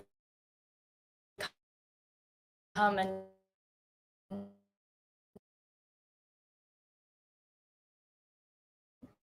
just test people to what's going on, but like wants to know because I care about this country. Okay, that makes a lot of sense. Obviously, you became famous. You went viral based on your post. Many would say you're a racist. What would be your response to that? If you have any common sense and you actually want to know the truth, the firebombing had nothing to do with race to begin with, but there's a lot of will, you know what I mean? So I guess in some ways people, but it's unfortunately unifying people for a bad cause. So yeah, because you weren't talking about minorities. No, it had nothing to do with that. It's just a way that people talk, and I believe my whole platform is people should be able to say whatever you want. Yeah. 100%. And the government policing each other is almost worse than the government policing us, because you can't battle all the people. You can sometimes keep the government in line, though. So that's what I think is very concerning. So one of the things I had against the conservatives was that they were basically presenting you as this tradcon. Swearing and these type of things is not kind of something a traditional wife. Well, see, I've always been the type, I don't want to set myself up on a pedestal Right. because then people can knock you off, Yeah. and that's a far fall. So I don't know why that rumor started off. I guess cooking means you're all of a sudden trad, but we all have to eat. Yeah. So,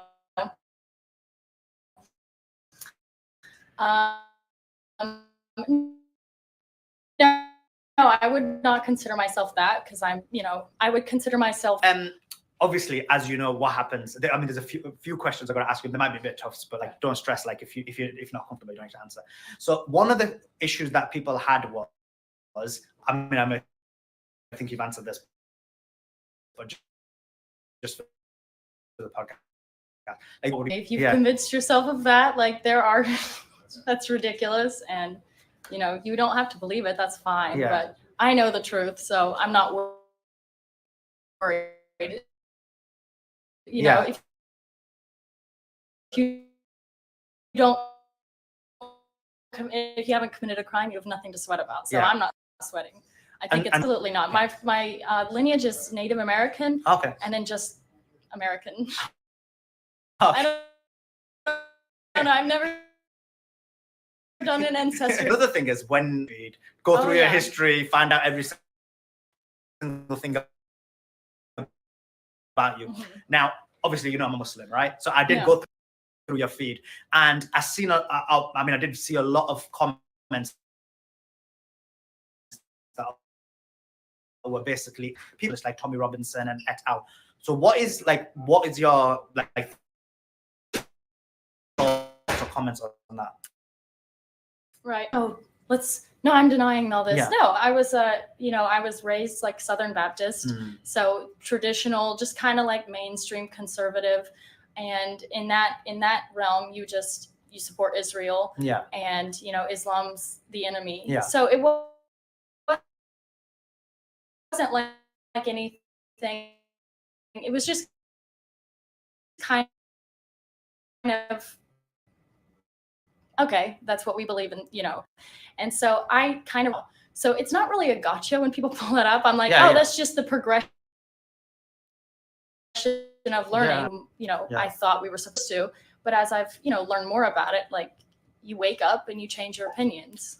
So that's all I would say, is I've just changed my opinions. And look, I give a huge amount of credit to people who change their opinions. I mean, I interviewed Dr. Anna yesterday.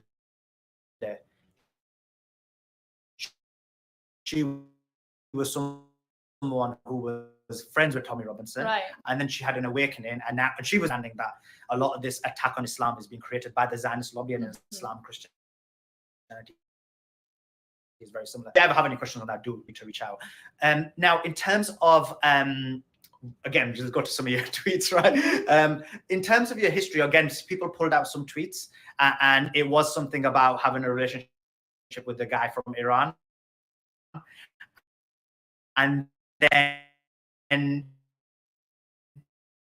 you mentioned on the space that you didn't remember, and then later you said, "You can remember every tweet they've ever tweeted." Yeah. I don't. Yeah. So I apologize for not tweeting remembering something that I tweeted years ago. I've never dated an Iranian person, and that's just the truth. So if I had said that, which I guess I did,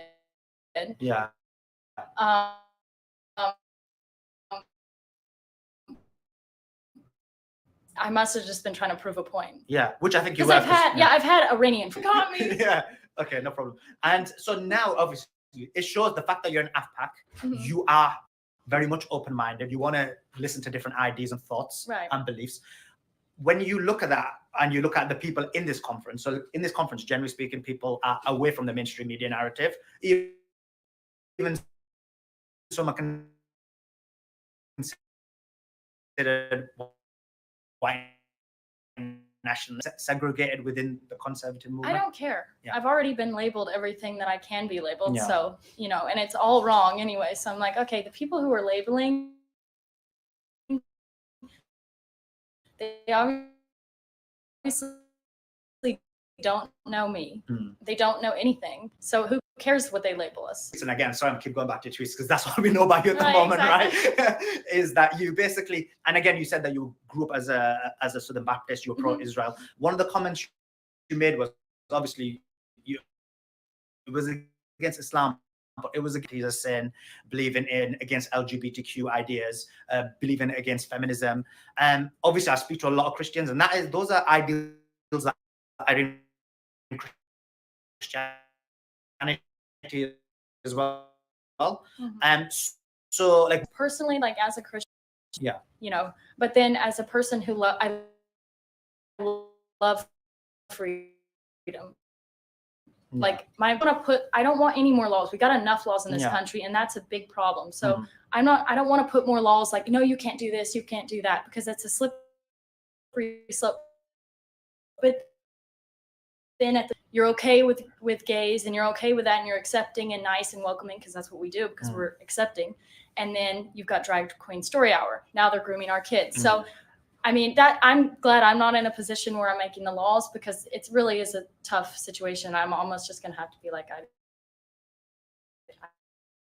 don't know. I don't know what to do, because that's a big thing. Milo, these type of people, right?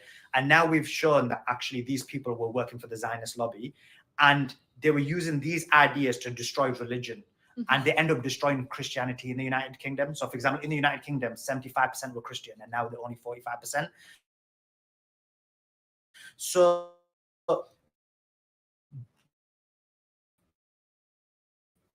and for example, like a lot of these ideas that you're talking about go against monotheistic values.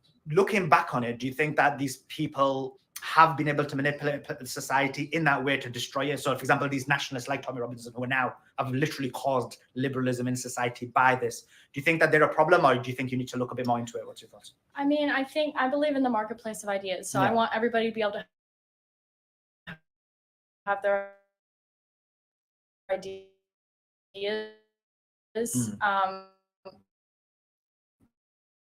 That's all I care about. Everybody should be able to say exactly what they want, have their own opinion. Culture, especially when it's making culture go in a negative direction. Again, that's one of those things, you know, aspects, which in the wrong opinions and people who want to control the narrative. But at the end of the day, I love freedom. So, you know, they have to have the right to say it. Like I want to have the right to say the things I want. But, you know, it is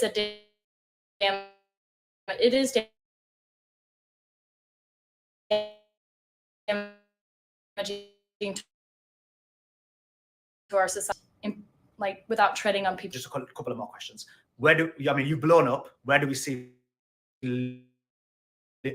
Lily going in the future? I don't know. I'm really like, this wasn't the plan. I'm very people, know what's going on. I'm just kind of navigating as it goes along. I started out wanting to just speak the truth and speak for just normal people. I'm not entirely intelligent. I can't write elaborate essays or whatever. I'm just a person. I think I just want to continue just speaking the truth and representing the people that I love, my people, the blue collar workers, the people that support this country, the people that go to work every day and they're getting screwed over by this country. That's who I care about. And if I can keep speaking for them and encouraging them, afraid of like what could happen, if I could continue to do that and inspire people, then that's all I would want to do. Brilliant. The last question: what does America First mean to you?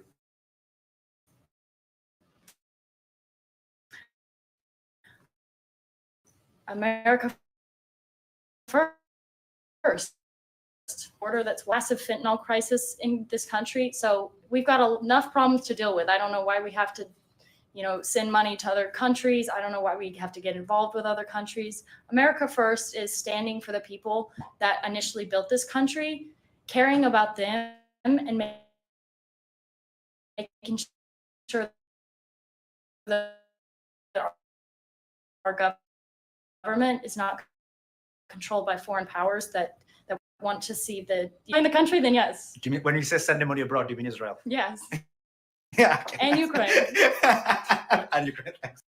Appreciate it, Lily. Thank you so much for giving us your time. Of course. Thanks a lot. Nice Thank talking you. to you. Thanks a lot. Appreciate that. So